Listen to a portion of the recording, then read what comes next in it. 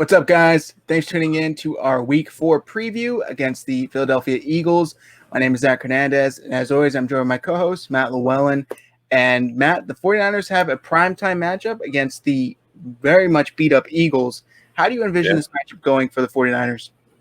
It should be a very winnable game. I mean, we talked early in the week, the Eagles had one healthy wide receiver on their roster, and the 49ers are getting reinforcements. So George Kittle is expected to play. Deebo Samuel's going to play. How much either plays is up for grabs right now. We don't really know.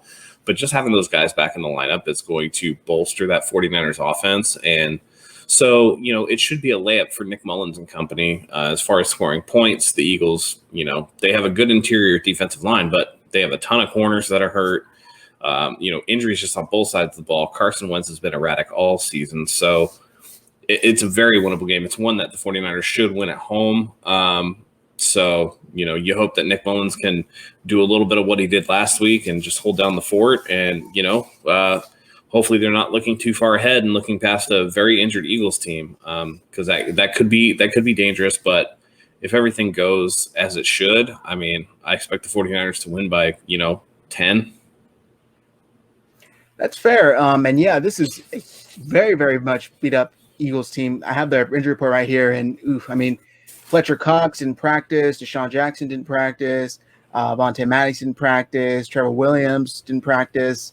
So, and a bunch of other guys limited practice, Arcega-Whiteside, Alshon Jeffrey, Lane Johnson. So it's like, this is a very beat up team. If we thought the 49ers were going into this beat up, they're even more so beat up. So I think the 49ers, I totally agree with you. As long as they don't overlook them for this opponent because of their injuries, they should be fine. And it kind of makes me think of that. I think it was week 15 matchup against the Falcons last year at home, where they kind of had a huge letdown. And it seemed like they were just overlooking them. So as long as they don't do that this week, they should be fine. And I think you touched on a key component is they are playing at Levi's for the first time since their week 1 loss against the Cardinals, where they, lost on kind of like a last-second play, 4th and 5, didn't convert to Taylor. Yeah. So they have some unfinished business going back to week 1, and I think that they're ready to get that win at home on prime time. And obviously, Matt, Nick Mullins will be starting again this Sunday. Do you think he'll have another outing similar to week 3 against the Giants? I don't know, man. He had a really good week against the Giants. I don't think we can just heap those expectations upon him. I know he's getting a lot of help back, but really what the team needs to do is establish the run, which they've been unable to do. Surprisingly enough, outside of a couple of explosive in the NFL. They've had some chunk plays, but if you take those away, it's not been good. I think the 49ers are 25th in adjusted yards as far as running goes. It's not good. So I'd like to see them establish a run if they can. Asking Mullins to go out there and throw another 300 and some odd, 20 some odd yards with, a couple touchdowns and no turnovers, that might be a stretch for what Nick Mullins is. So I would expect that the 49ers can get up early and establish a lead and establish the run that, they hopefully won't need to rely on Mullins as much. The more you see of Mullins, the less you're going to like. So if he can just game manage until next week when hopefully Jimmy Garoppolo can come back, that's the best you can hope for. Yeah, it's tough. I did the preview last week, and I was saying don't expect for 350 yards and 3 touchdowns from Mullins, and then he kind of came out and lit the Giants up. But to ask of him repeatedly, I think is a lot to put on his plate. Like you said, they do need to get that ground game going, and I was surprised that they went away from kind of the outside runs as much as they did last week, because when Kyle went to those, they did work. They kept trying to shove it up the middle and nothing was going on there. So hopefully Kyle doesn't kind of get discouraged if it's not working early on, and he can switch it up. And I think the biggest just kind of energy boost this week is getting Deebo back. We've talked about that before, how much he adds to not only the passing game, but the running game. Do you think we'll see a lot of those end arounds right away, just to kind of get that running game going and a spark when it's needed? I don't think they're going to use Deebo for that, no. If anything, they'll use him as a decoy on those, but Brandon Ayuk has shown that he can run those plays. So, Kyle said Debo's not really going to be on a pitch count, but that you have to be aware of situation and what he's doing out there. And so I think that more importantly, Debo frees up other people as far as when he's out there running routes, sucks the attention of the defense away from the other side. You're going to see a lot more people get opportunities. And I think that's one of the areas where, if you can establish him early on a slant or, get him open in some space, but, there is risk involved with a player as physical as Debo running those end arounds. And so I would expect them at least for a week or two not to really kind of break that out. They don't need to, especially against, this weakened Eagles team. They're probably not going to need to do it next week against the Dolphins. Just get him out there, get him healthy, get him through a game, get him out there running routes and catching passes and taking the defense's attention away from everybody else. And then after that, you can explore that. But first off, he's not going to have a pitch count, but he's definitely going to be limited in what kind of situations that they put him in. Yeah, that's a good point. Ayuk showed that he can do it successfully last week, so I think the 49ers will probably use him a little bit more in that aspect until Debo gets a different way too, by the way. Mm-hmm. In That's a different way where Ayuk is like graceful and speedy and tries to get by people, where Debo will just roll people over.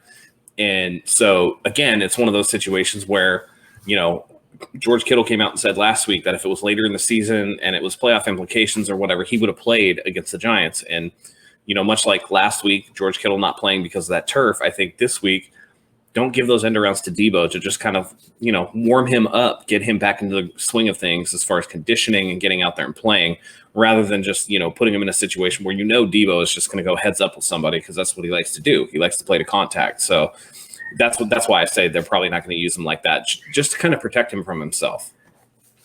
Yeah, great explanation there. And just shout out to Brandon Ayuk. He did win the Rookie of the Week this week for his performance against the Giants.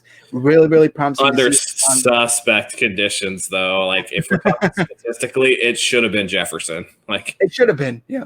I think the win played a big part in it, to be honest.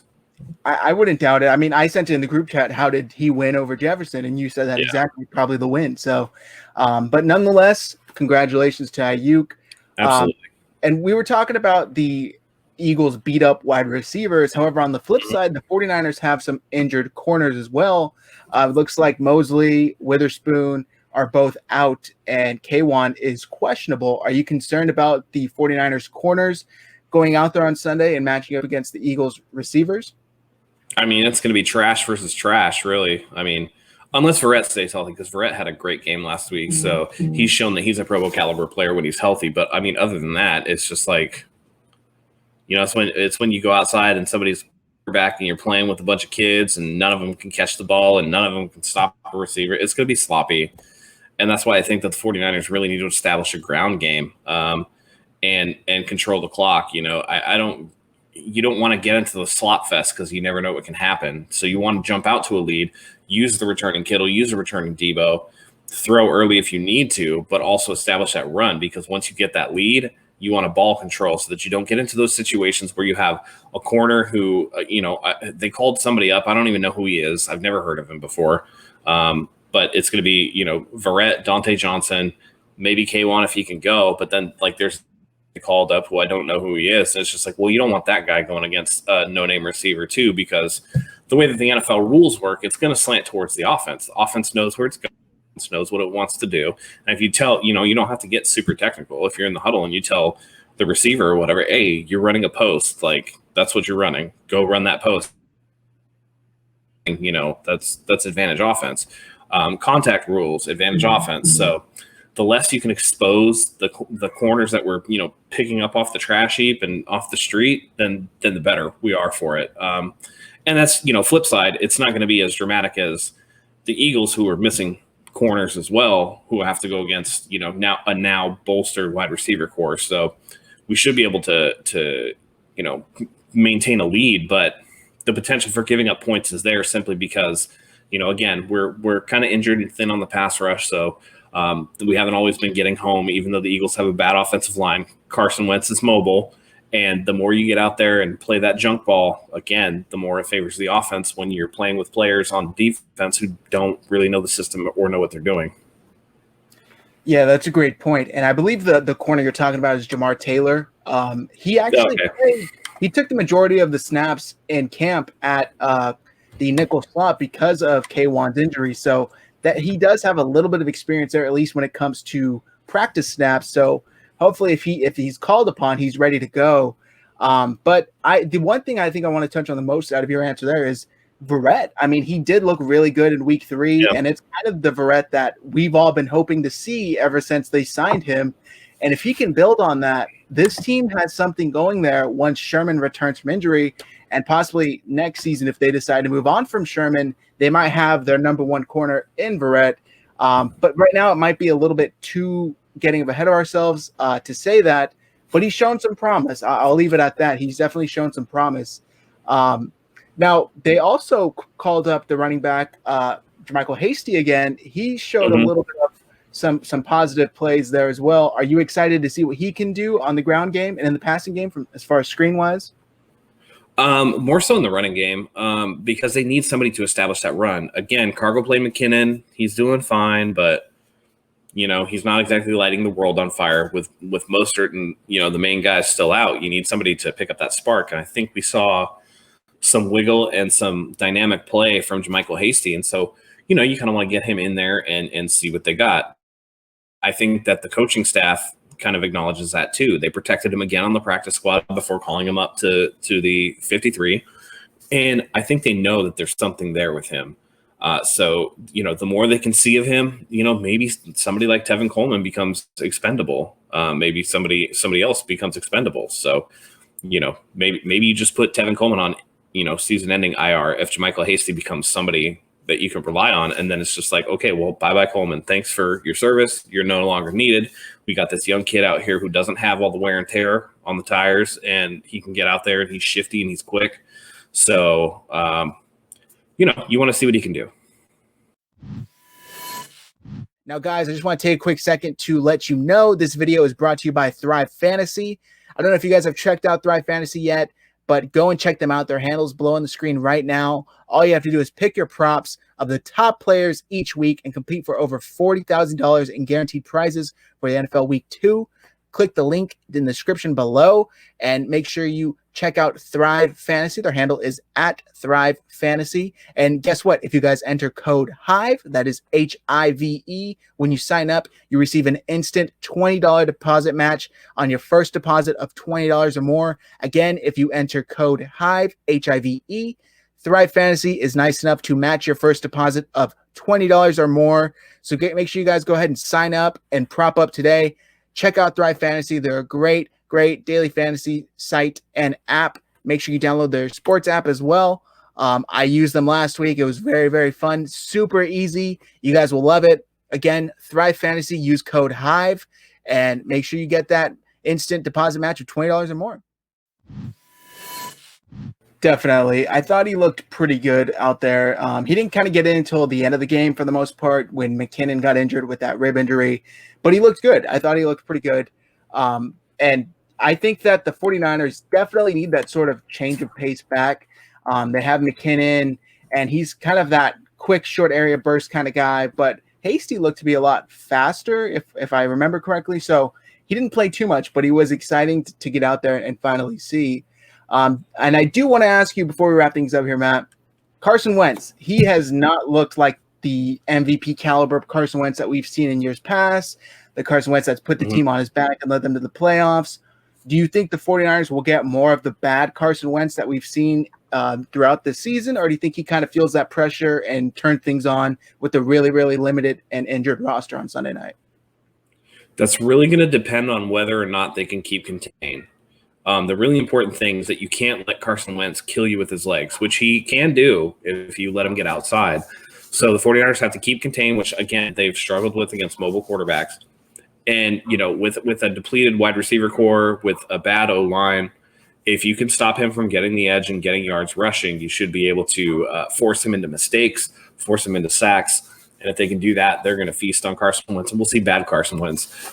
He definitely makes the most turnover in the NFL so far by, I think, 2 times over the next guy. So he has 12 turnover-worthy throws so far, according to PFF. So, if you can keep up the pressure on him, he'll eventually make mistakes. And again, in these types of situations, the turnover battle is going to be really important. So, the 49ers just have to get after him, pound him, hit him a couple times to make him get a little skittish in that pocket, because he does have that propensity to get a little happy feet, being a little oblivious to the pressure, being a little paranoid of what's going on around him, and he'll take off early and give up on plays early to run the ball. So keep contained. He'll make mistakes. You can get some sacks, and it should be an easy victory for the 49ers.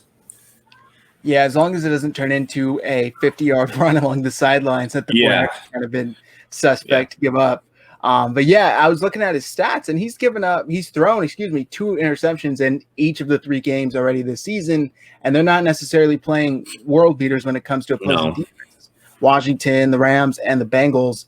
So I think the 49ers should be able to get at least 1 interception out of the guy, maybe 2 again.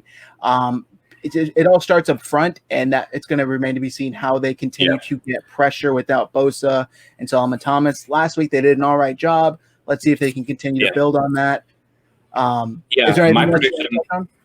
prediction for Wentz is going to be, I think he's going to throw 1 pick, but he's going to cough up 2 fumbles.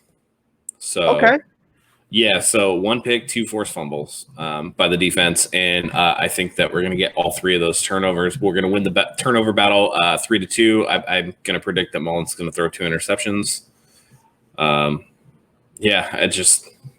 Sorry, everybody who loves Nick Mullins. I just think that the longer you see him and the more that other teams see him, the worse that it's going to get. So, again, getting points early, controlling the clock is going to be the key to this game. It has a big-time potential to get real sloppy. Yeah, I totally agree with you. He had some really, really kind of like throws last Sunday against the Giants where he really got lucked out by either like a complete or the receiver or the defender dropping it, So he does throw a couple of just kind of boneheaded throws, like Jimmy Garoppolo, I might add, but he doesn't have the arm. So he can't trust his physical talents as much as Jimmy can. But wrapping it up here, why don't we go ahead and give offensive and defensive MVP prediction, and if you want to do a final score prediction. Yeah, sure. Offensive MVP, I'm going to go with George Kittle. 2018, when Mullins started the last half of the year, Kittle was his favorite guy. Kittle's going to be chomping at the bit to get out there. I think that, people sleep on Kittle even still because, tight end, how badly is a tight end gonna hurt us? I think that the Eagles are really going to focus on Deebo Samuel because that's the guy, he's outside. We got to take care of him. He's dynamic. He's this and that. And then you forget about everything that Kittle brings to the game. Defensive MVP, I'm going to say Jason Verrett. I think Jason Verrett gets a pick off of Carson Wentz. I think he's going to house it, pick 6. And I think that the 49ers are going to beat the Eagles 28-17. All right, man. Get me excited here. I like those predictions for me. Offensive MVP. It's funny because if George wasn't back this week, I would have probably said Ross Dwelly. I thought he looked really good last week. Dwelly was nice. He was nice. He had some big-time catches, nice broken tackles. But just to kind of give a little bit of a differing opinion here, you go with George. I will go with Ayuk. I think Ayuk will have another big game to kind of spell Deebo, not have him get so physical and interactive with this offense, at least right off the back of coming back. Yeah. And as far as defense, I did it last week with Armstead, and I think I'm going to go with my gut this time. I'm going to go with Fred Warner again. I think Fred is the captain of the defense. He's always out there making sure things go right. And I like Fred again as far as defensive MVP.